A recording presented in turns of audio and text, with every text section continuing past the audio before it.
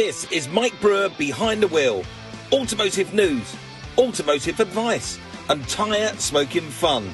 Join me, the Brit with the wit, and my car-loving co-host, Brad Fanshaw. Hello everyone, it's Mike Brewer behind the wheel, and I'm looking forward to taking you on a journey of motoring, expertise, fun, facts, and all the stuff that we embrace ourselves with, this wonderful hobby that we love, the classic car and motoring world. Now, together, we are going to go down this journey, but the man who always grabs the passenger door, and I do like travelling with him because he's always got the best snacks, he always shouts shotgun whenever I'm hitting the road, is my passenger, and he seems very willing. Ladies and gentlemen, Mr. Brad Fanshaw. Hey, Mike, how you doing? I'm all right, Brad. Yeah, ready for the journey? I am. I'm always looking forward to these because you take us to the best places. Anyway, let's hit the road. Let's go. Hello, everyone. It's Mike Brewer behind the wheel. I'm really looking forward to our journey today because we're off to the car auctions, and I can't wait to tell you everything I know about the car auctions. But a man who knows more than me and has bought more cars than I could do in a lifetime. He's shouting shotgun as I'm talking to you right now. He's got his hand on the passenger door and he wants to slide in beside me. Ladies and gentlemen, my willing passenger, Mr. Brad Fanshaw. Shotgun. Shotgun. Yeah. Let's do it. Hey, man, I want to make sure I'm right next to you when we zoom down the road and, you know, we're going someplace fun again today. We are going fun because we're going to the auctions today. And going to the auctions is always a thrill for me. I've got so many people contacting me about advice, about auction advice. So we're going to fill them in with all those details and facts. But the world of car auctions is just, well, now it's a multi-zillion dollar business. Oh, my gosh, yes. We've got TV channels devoted to car auctions. I host Barrett-Jackson, and I love that. You know, when I get that the call to say, Mike, we want you to host Barrett-Jackson's, I'm like, somebody's going to pay me to do this. They're paying me to go to a car auction. They're paying me to do this. And the suckers, I hope they're not listening, but I love Barrett-Jackson car auctions.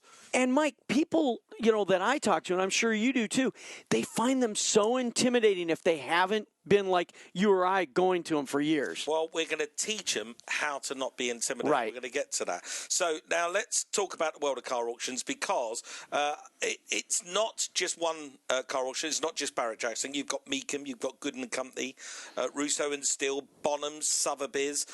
Car auctions appear all over the world: Paris, London, Monaco, Scottsdale, Amelia Island, Monterey. And they've just become so popular and so spectacular now. They've become these big razzmatazz affairs. In the olden days, what was the first car auction you went to, Brad? Well, the very first auction I ever went to was Barrett-Jackson, but it was in 1980. There was maybe 25 cars. Yeah. That's how much it's grown, Mike. Yeah. Mr. Jackson would have stepped out of a caravan at the back of a parking lot with 25 sad cars with a string vest on and a gavel in his hand. Exactly. And it was at a baseball stadium in Phoenix. And I remember standing there, and the cars they had back then were like SSK Mercedes and Gullwing Mercedes. There was not a muscle car. If you would have brought a muscle car, somebody would have said, what do you have that hunk of junk? Get it down to the parking lot. Get it down the road. Yeah. My first car auction, I was probably about, 12 years of age. I went with my dad to a car auction in gritty South London, and this was I'll try and describe it for you. It's a sea of people all walking around with polystyrene cups, with steaming stewed tea coming out the top, holding on to these little Winnie Price guides in their hands, trying to find the deal of the week. And you are walking on puddles of oil, kicking comrades out the way. The odd piston gets, you have to hoof the odd piston out the way because the cars were hunks of junk. And I remember going to a car auction and the thrill and the anticipation of what was happening and my dad buying a car was just mesmerising, and it captivated me. It was one of those moments that I went, I love this world. I love the world of car auctions. I know exactly what you mean, because that first one that I went to, I was not even a participant. I was literally hanging on the chain link fence, watching through, and I remember thinking, these guys are standing around buying these cars, and they're just raising their hand and buying them. I was, used to a transaction where you handed somebody cash. So I didn't even understand it. I had to learn all about it. And it was so, like you said, mesmerizing. And at the time, like SSK Mercedes and like that, yeah. I went, that man just paid $300,000. And I was like, Now, boy, wouldn't that have been great? Yes, of course. But now the world has changed. Now, if you go to an auction today, everyone's smartened themselves up, tied themselves up. Now, if you go to a Meekham, a Barrett, a Scottsdale, a Goodin, a Russo and Still, you've got VIP skyboxes. You've got the front row of chairs are all painted gold for the gold members. Everyone's walking around with, they give you free cocktails. Well, of course they do, because what do free cocktails equal? It equals putting your hand up in the air and bidding more money on the car. Loosens up the wallet. It loosens the wallet, no end. So now car auctions have really tied themselves up. But there's a weird anomaly that we don't have anywhere else in the world, but it happens here in America, and it's since I've been hosting Barrett-Jackson's, I've seen it. You've got these, I don't know the correct terminology for these people. I do know it, but I've forgotten it. But it's the person that tries to get you to bid on the car. They're called... I call them croupiers. They're croupiers, if you like, in a casino. But here at an American car auction... Bidder's assistants. A bidder's assistant. He will stand in front of you, or she will stand in front of you and goad you into buying the car. Come on, Mike. Come on. You don't want to lose this, do you? Look at that guy over there. He's out suckered you. Put your hand in the air. Go more. Go more. Go more. Another $1,000. What's the big deal? And they do that. They do it so well. Unless you're at an RM auction where they're saying another 500,000. What's the big deal? Of course. Well, of course. Don't worry. It's just another diamond ring, sir. That's all it is. But they're so pleasant and polite, aren't they? Those Goodin and the Sotheby's. They are the auctions where you've got that very posh Englishman behind the lectern. And I think auctioneers work better if they've got an English accent. It's the, hello, ladies and gentlemen, coming up next is the Ferrari Testarossa. Lovely car, this, 1962. It just sounds so much nicer. You know what I'm very impressed with is when you go to RM Sotheby's or you go to Bonham's and the auctioneer is up there, and what he's doing is he is selling that car. He's keeping everyone enthused, but when he goes from English to French to German and he is taking the bid, and he changes languages because he has to calculate. He has to keep the enthusiasm, and he has to change languages. Of course, and that's the art of auctions, and that's how popular they've become because we've got this world that me and you communicating on now, the world of social media, and the world of the internet. Now buyers can be in any part, any corner of the world. And me and Brad will urge you, if you want something out there, if you want to buy yourself a car, whether it's a hot hatch, or whether it's a muscle car, whether it's an English classic, or whether it's one of these hypercars that we're talking about, like a Bugatti Chiron. Look online. You can be stood in a field in the middle of Bogota, and you can still buy yourself a car at an auction in California or in Australia. It doesn't matter. And that's the world of the internet. And the buyers come from all over the world. And as Brad said, the auctioneers have to communicate in all languages from all over the world. So now let's go for some auction jargon. Now, cars that have got no reserve, Brad. No reserve cars. No reserve. Right, what's that mean? That means that they're going to sell whether it's $1 bid on them or $100,000. So they're your bargain cars. That's where you can snatch a bargain. They've got, nobody's turned up at the auction and said, I've got a 1968 Toyota FJ that I think is worth $50,000, but we all know it's worth 25. Right. And he doesn't put it through the auction, and there is no end to how much you can pay for that car. You can pay $1 for it, or you could pay $100,000 for it because that car has got no reserve. No reserve. And as you said, you can find a bargain, but it can also go the other way. It can induce people to, well, that's a no reserve, so I'm going to keep bidding on it. Yeah, because we hear during the auctions these days, cars that have got reserves on them. So somebody like the guy with the FJ turns up, puts a ridiculous reserve on it at 50 grand. Sometimes we get the price up to 40, and then we hear, okay, the reserve is off. It's been dropped, yes. So the reserve has been dropped, so you've got the seller up on stage at the same time or in the audience, and he says, drop the reserve, and that then induces the crowd to go like in this bidding frenzy. Which sometimes you see over to the side. You see the owner of the car standing there, and the people from the auction are over there saying, come on, why don't you drop we'll get you more.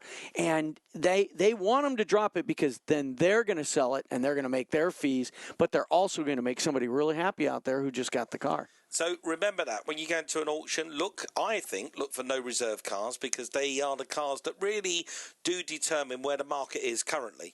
Because there is no better place to determine the market than a car auction. Yeah. And see what cars sell for. So yeah, look for those cars. If you find a car that's got reserve on it, look at the reserve price. Spend some time, on your phone in the car park, or go to the cafe, get yourself a cup of tea or coffee, sit down, and just look around the world at what those cars sell for, and then you'll get a good indication of whether you should be putting your hands in the air or not. All kinds of makes and types of vehicles at the moment seem popular. Me and you have had this discussion. Yes. That the world of pickup trucks has just gone crazy, and SUVs has gone crazy. And Porsches. Ugh, wow. They're off the charts right now. Off the charts.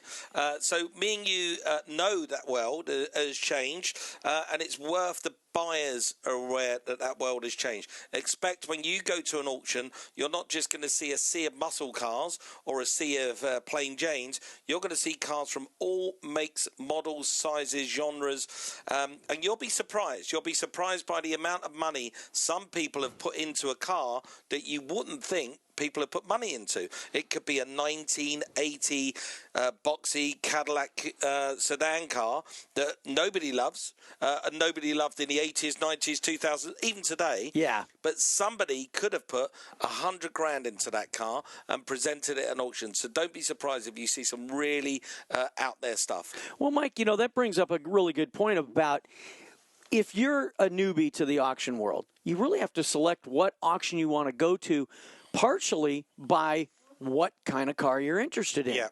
Because, as we know, at Barrett-Jackson, you find just a sea of muscle cars. However, at Bonhams or Sotheby's, you might find one or two, but it's primarily foreign cars, exotics, and vintage race cars. Yeah, so choose your auction very carefully. Make sure that when you get to the auction, you do your research. Make sure that you're going to expect to see every kind of car that you don't expect to see. And we say go look for cars that have got no reserve, because that's going to give you a good indication of where the market is. Don't buy the first car you see either. If it's the first car when you get to the auction and you're chasing, let's just give you a generic car. If you get to the car and you're chasing an E-Type, and you get there and the very first car to go through is an E-Type, try not to buy that car. Try to wait for the 5 E-Types that are coming up over that weekend, because the first car might be not where the market is. That might be a car that goes for too much money, and then all the rest of the cars are a lot cheaper, or it might be a car that went really cheap and the rest of the cars are expensive. But I think it's worth a gamble not going for the first car. So auction fees, Brad. So this is the bit that I think, why wasn't I an auctioneer? You never see a poor auctioneer. Craig Jackson doesn't arrive in a VW camper, does he? No. He arrives in his Bugatti Veyron, because you never see a poor auctioneer. And the reason is because auctioneers, they get money for when you put your car in, and they get money for when they sell your car for you. So they get it both ends. At the big auctions, they make money whether the car sells or not, because a lot of them, I've sold cars at Barrett-Jackson, they charge me a fee. An entry fee. And then they charge me the fee on top of it if it sells. Right, so now let's talk about auction fees. They vary in price from 10 to 15%, depending on the auction. And that is if you're buying a car. Okay, so be warned. And this has caught so many people out. They turn up at an auction, they put their hand in the air, and they go and buy themselves something for 10 grand. But then they go to the desk to go and pay for it, and they give them a receipt for £11,500. Correct. And they stand there and go, oh, no, I only paid 10 grand for it. My wife said I got 10 grand to spend. I've got 11.5 grand to spend. And that's where they get it wrong. They forget that you have to pay the auction fees on top. And another thing to really keep in mind is that you've really got to have planning, because if you're at a remote location, you're going to also have to pay to have that car transported. Because if you don't have it transported by a transport company, you're going to pay local taxes on that sale as well. You're going to pay local taxes, and if you don't pick it up in a certain period of time, the auction company will start charging you storage. Seriously. Yes, they will. You have to be really on the button. If you're going to go to a car auction, just listen to this advice. Just button yourself up. Make sure that you've got the money to go and spend on the car. Don't turn up, put your hand up in the air, and then go, actually, I ain't got the money to pay for this. I've got to have to go and see my bank manager. They frown on that. Yeah, well, yeah, listen, it's happened to me. You know, I've sold cars at auction before, and people, and I've sold thousands of cars at auction.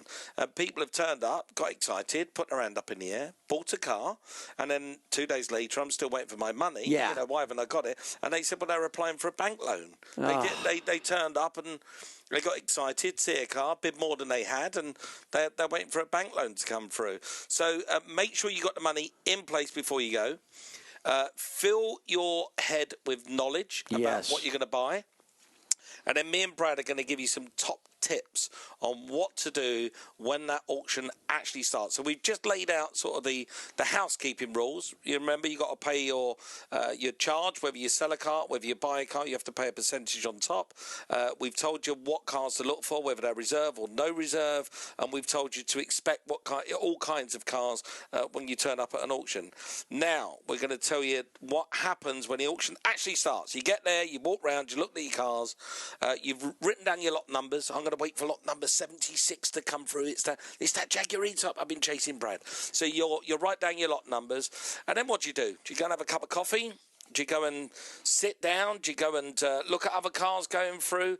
Yes, you do all of those things. But more importantly, you keep one very, very sharp eye on the car that you want, that Jaguar E-Type. Absolutely. Because what's going to happen is that car is going to move from where it is to the auction block. So if it's in a hall, it's going to move. And when it moves, that means some chap's going to come over with a set of keys, start it up and move it. And that's the only time you get to see that car in operation. That's it. That's your moment. You're going to judge everything. You're going to judge all this money in this one moment when this guy starts the car up. If blue smoke starts pouring out the exhaust, what are you going to do? You're going to run for the hills. Or if it doesn't start and they've got to get the battery charger over there. How many times has that happened? Oh, my gosh. But no, you're absolutely right, Mike, because if you're serious about a car, you could crawl over it, under it, look in the windows, everything while it's sitting static. But like you said, as it goes through those staging lanes, before it goes up on stage, you want to be alongside that car so you can hear, does it have valve clatter? Is there blue smoke coming out the back?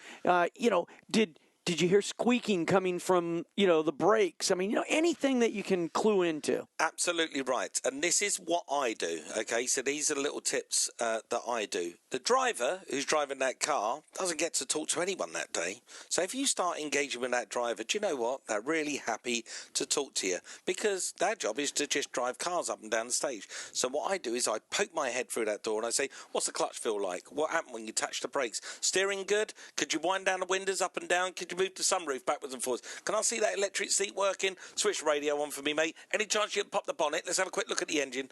And I talk to that person continually. I drive them mad. Yeah. All the way up to the staging lane and then all the way up to the block itself. Because that is your golden opportunity. That is the only time you're going to get to see this car in operation. Once that hammer goes down and you bought it, it's yours. You own it. You own it. It's yours.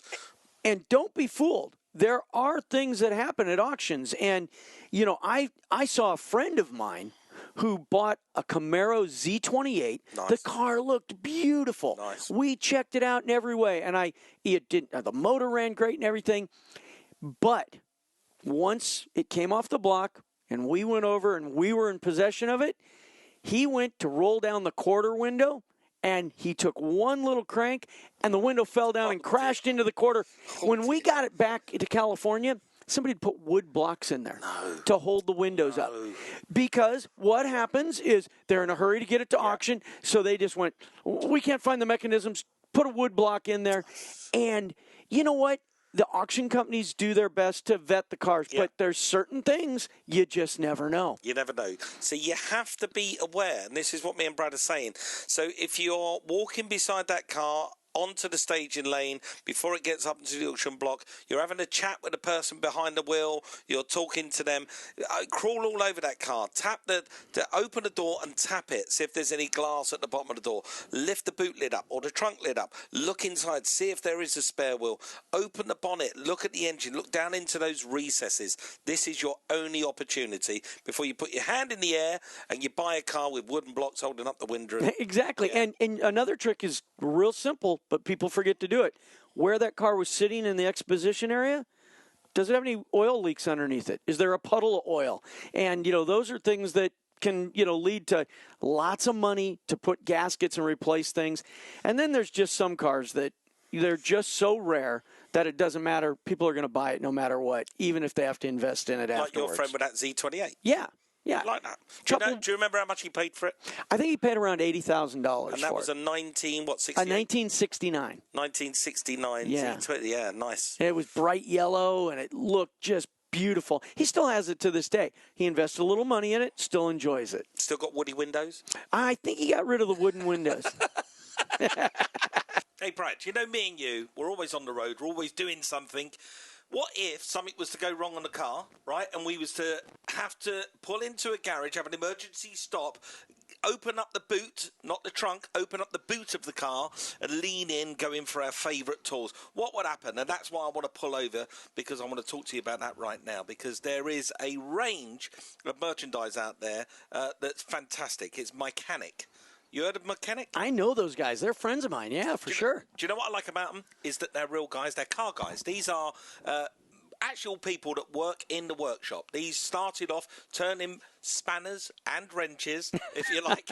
Just like us, they started off in the workshop. They got bruised knuckles. They got dirt under their fingernails. But what they did is that they turned their skills in the workshop into a labour of love, developing a new range of products that they brought to the home mechanic and to the workshop mechanic, and it's called Mechanic, and they've got some fantastic stuff. It's great. It's smart design. It's multifunction, and it's quality. I mean, that's what I like about it. And yeah, I like it because it's sleek, it's powerful, it's quality, it looks good in the workshop. And when people say, "Where'd you get that from?" you can always say, "Car guy made that."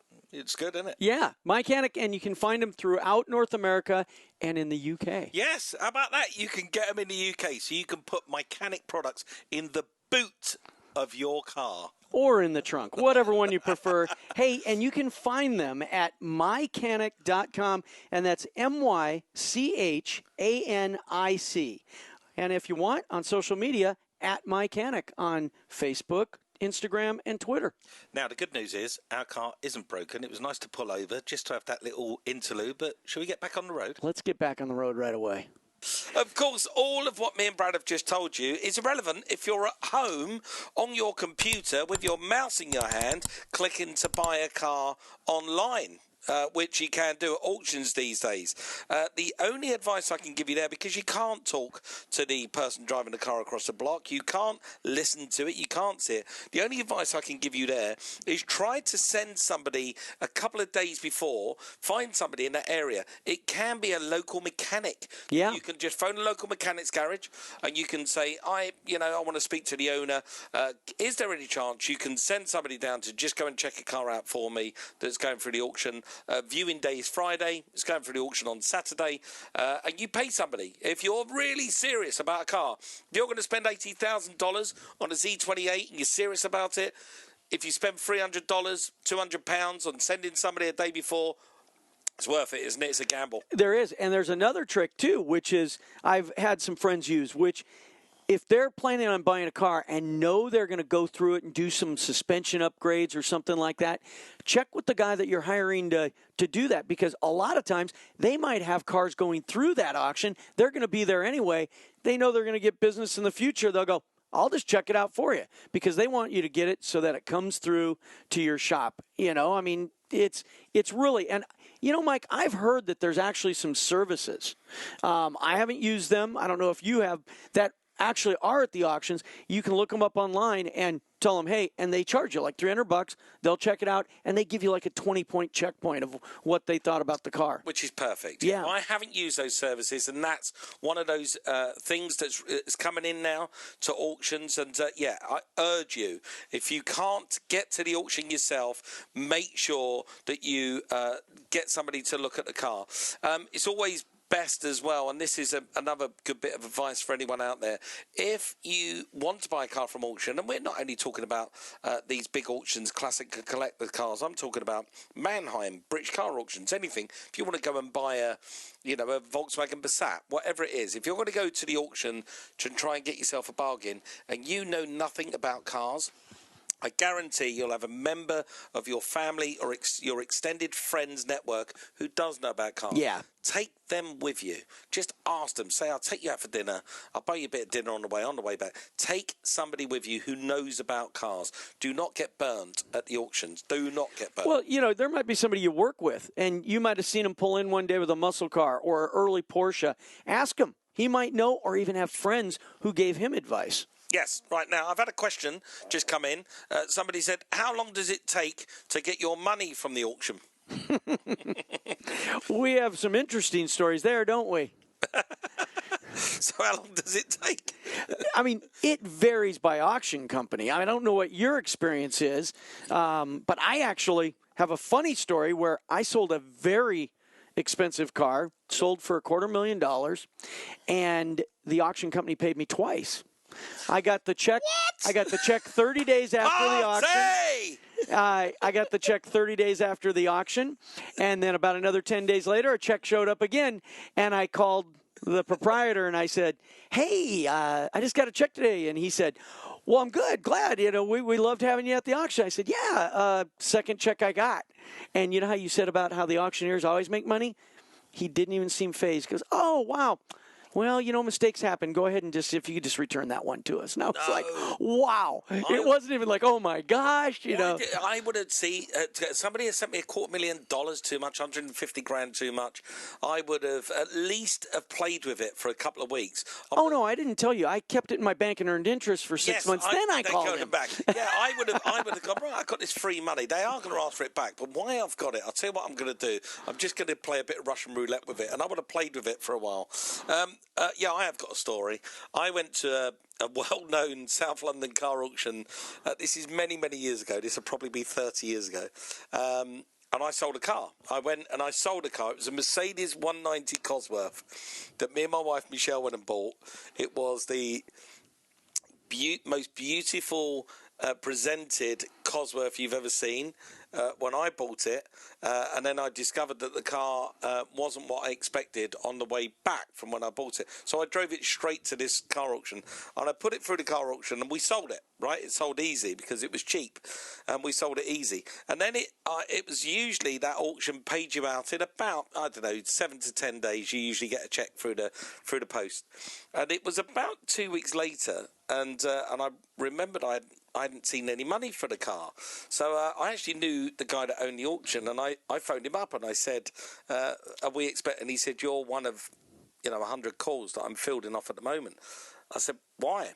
He said, that night when you sold that, when we sold that car, he said we took all the cash that we'd taken on that evening, and it's a big cash auction, and he said, and I put it in the back of the car that I was driving, which was the Jaguar XJS.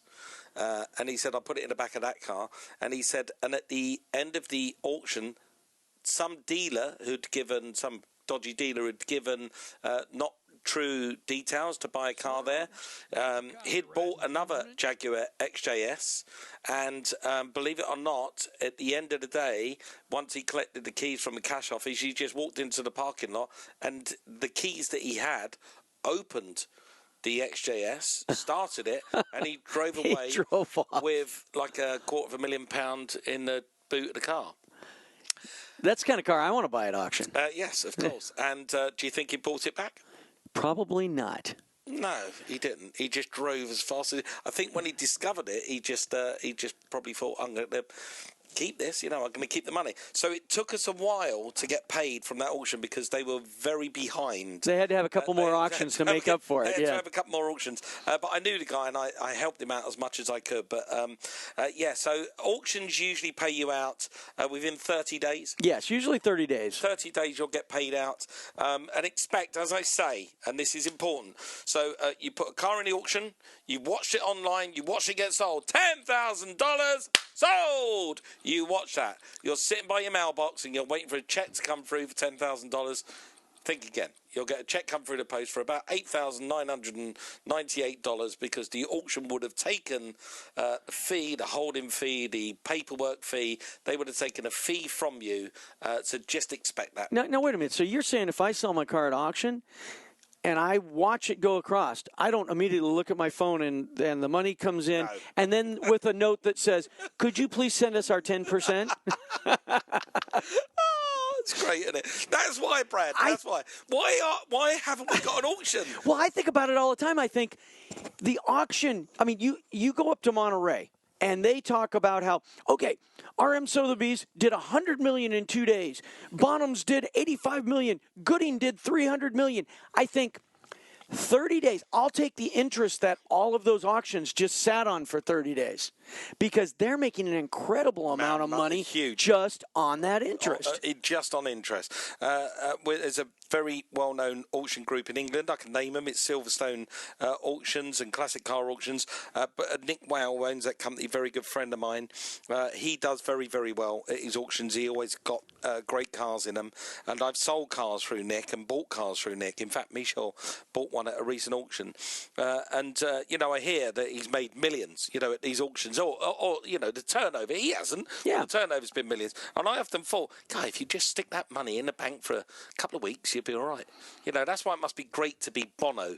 You imagine he's got 300 million, and if you stick that in the bank, at 3%, you're just going to be earning 9 million a year just by sitting on your ass doing that. You don't have to do anything but go to the bank and check the balance. Check the balance.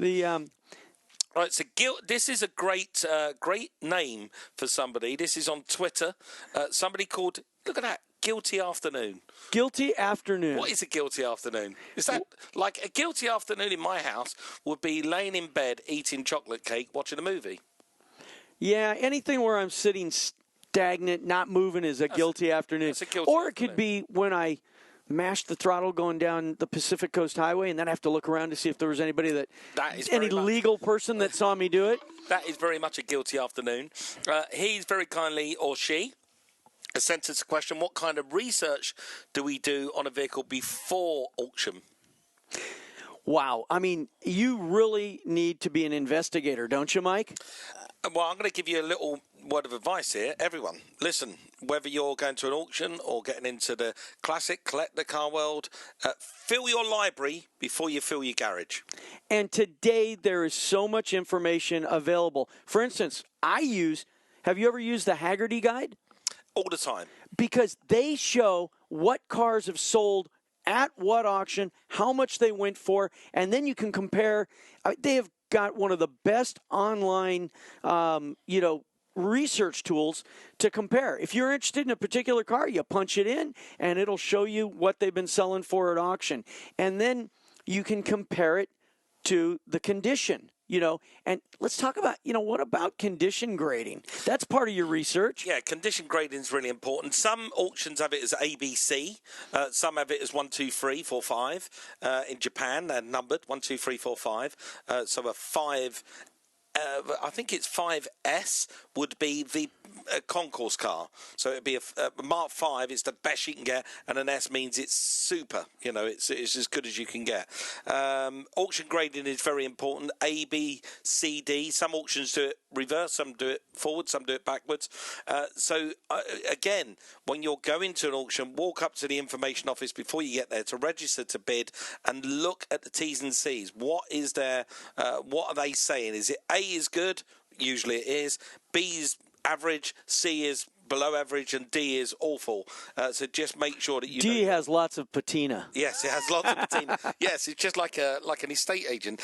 About this one, I think this was a question of somebody on Twitter again that obviously knows me and you really well. Now, where at on Twitter did they send these questions? Right, they sent this to Mike Brewer, BTW. That's great. The wheel. There we go. How about this? This person knows us really well because I think they've created their own Twitter profile just for me and you. Okay. Because it's a face for radio. Oh, there we go. That's for us, for sure. That's their Twitter profile. And they said a mate of his bought a Vectra at auction. Against my advice, on the way home, it went into limp home mode. That's when a car shuts half of its engine down. Gearbox was knackered, so the gearbox was kaput. So I reset the engine light for him, told him to give it a good clean. It was filthy when he got it. He popped it back in the auction and he sold it for £400 more than he paid for it.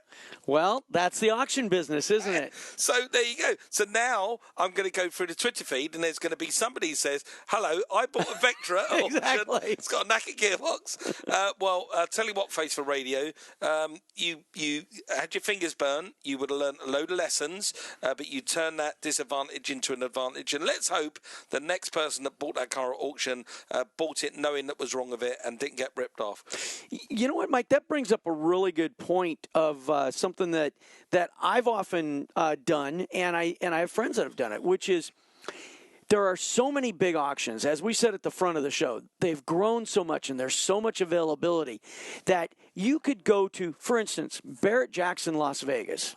Yep. You could buy a really nice car, and if you do it right, you buy it for the right money, you could enjoy that car for quite some time and then take it to one of the summer auctions towards the end of the summer and sell it. Yes. And buy something else. Yes, and it's also true, Brad, what you said is so accurate because it's also true that you can buy cars in one auction and they pop up in another Yes, auction. they do. You just move them around the country. In fact, presenting Barrett-Jackson with Rick DeBrule, Steve Mignate, Mike Joy on stage with those guys from Velocity, and they are incredible savants when it comes to auctions.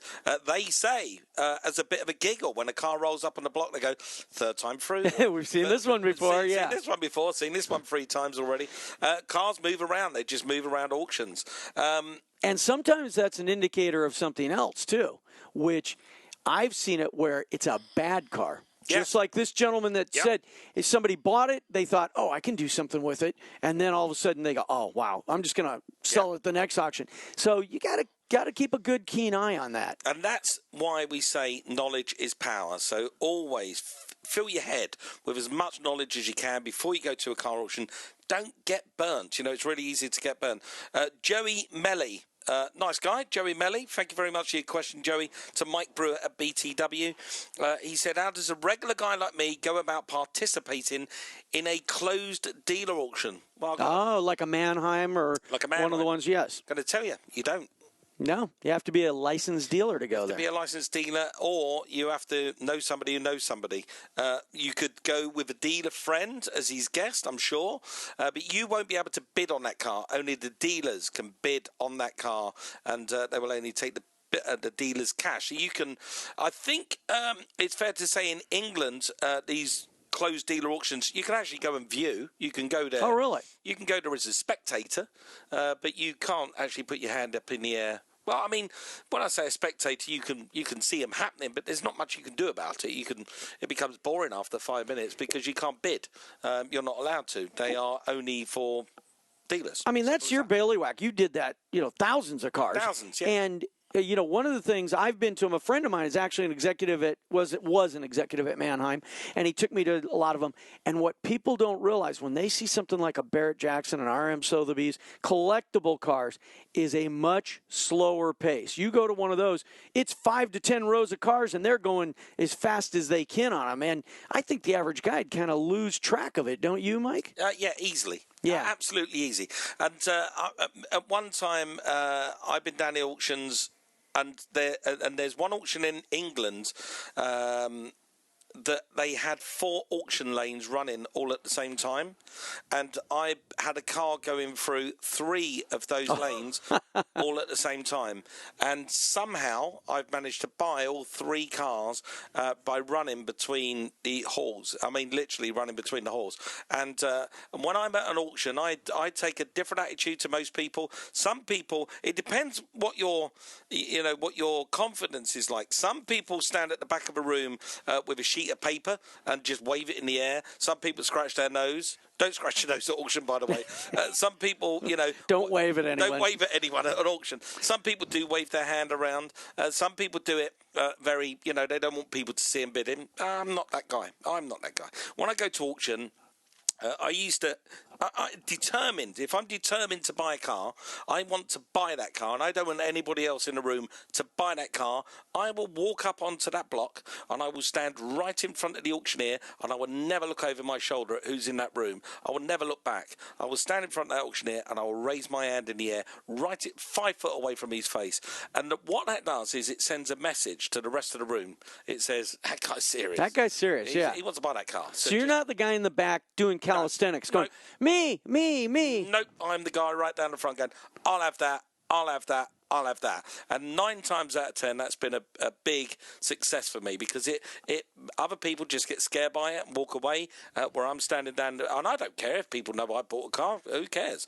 I bought it. I wanted to own it. I'm the one here. I'm going to put my hand up in the air, and I'm going to be brave enough to buy it. Good, eh? Yeah, I mean, you got to do it. You've got to be there. And we're, the top tips are what we got to go through. Yes. Just run down some top tips. Right, so top tips are, first of all, right, choose your auction very, very carefully. So remember where you're going and what you want to buy. If you want to buy a high-performance supercar, a $5 million Ferrari, you're going to end up at Sotheby's. If you want to buy a muscle car, a pickup truck, a hot rod, you're going to end up at a Mecum or a Barrett-Jackson. If you want to buy something that's European exotica, you're going to go to a Goodin or a Russo and Steel. You're going to go to one of those. So make sure you choose your auction very carefully. As we said earlier, there's different types of auctions, so make sure you go to the correct auction and buy the best car you can afford. Rust is your enemy. You're going to pay so much more to repair or fix rust. So pleased you said that. I'm so pleased you said those words, because I've always said, is my top tip to anyone, if people say, how much should I pay for a car? And I always go, as much money as you can afford. Yes. Always buy the best car you could possibly afford. And that is such a great tip, Brad. I'm so pleased you reminded us to say that, because people go to auction looking for a bargain and will buy a crocker because they think they're getting a bargain. But 9 times out of 10, it's going to cost you twice as much to put the thing right. So buy the best car you could possibly afford. Don't be frightened at an auction. Go to the auction office, go and get the T's and C's, make sure you know how the auction works, and then spend time around the car that you want to buy. Spend time hovering around it, keeping an eye on it, and the moment it moves, move with it, and just talk to the guy behind the wheel. When the car rolls across the block, be warned. When the hammer falls down, that car is yours. But the hammer, when it falls down, is not the price you pay. You're going to pay another percentage on top of that, possibly about 10 to 15% on top of that. Be warned, and make sure that you've got the money in your bank to pay for it. And make sure you've got the means to transport it away from the auction. And the other bit of advice is just enjoy it. It sounds intimidating, but you can go to an auction and get yourself a cracking car. We're almost at the auctions now. Well, I know. They're all coming up. And, the one thing that you're also going to find, even if you don't buy a car, you're going to meet a bunch of friends at the auctions that you're going to see common faces as you start going. And they're all car guys and ladies that you're going to know you have something in common from the minute you walk in.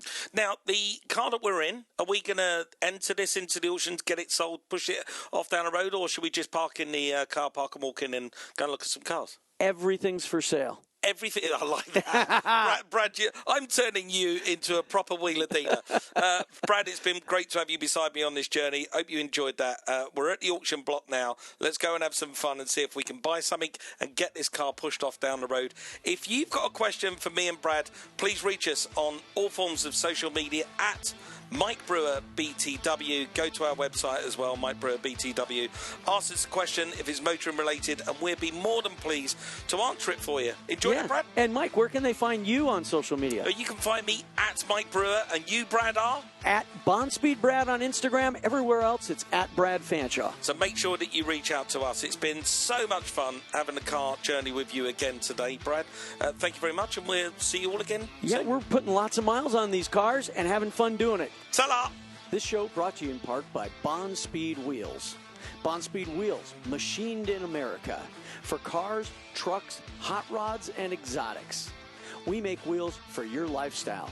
Find us at bondspeedwheels.com. If you need to get in touch with me or Brad, you can do. Ask us any question you like about motoring issues or a motoring related thing. If you've got something that you want to do to your car and you don't know how to do it, you want to sell your car, you want to advertise your car, you want to buy a car and you need some advice, then please reach out to us. You can find us on Twitter at Mike Brewer BTW. See what we did there? Genius. Is that for behind the wheel? It is. There you go. Wow, how did you come up with that? It's so good, isn't it? And we'll see you all next week. Bye-bye. This has been a Bondspeed Media production from Circle B Studios. If you like this show, also listen to Shift and Steer, Man Seeks Adventure, and Dixon's Wild Ride.